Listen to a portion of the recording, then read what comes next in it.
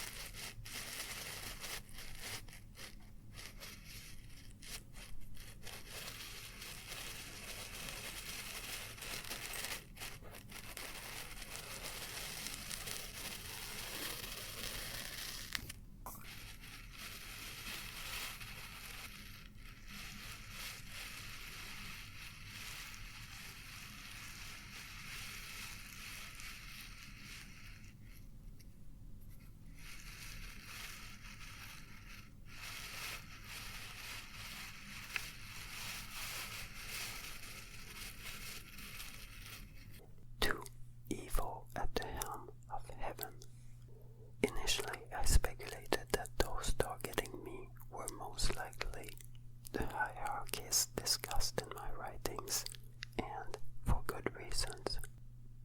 I exposed who they really were. As time went on, I got a somewhat clearer picture. By far the nastiest and most vicious entity attacking me was what I would come to call the evil of old. The name appeared to echo from inside the plane of existence I was in, and I'm not sure why, intuitively seemed a perfect fit. It was an entity that was totally dark and had the knowledge needed to attack and hurt in the energetic dimension.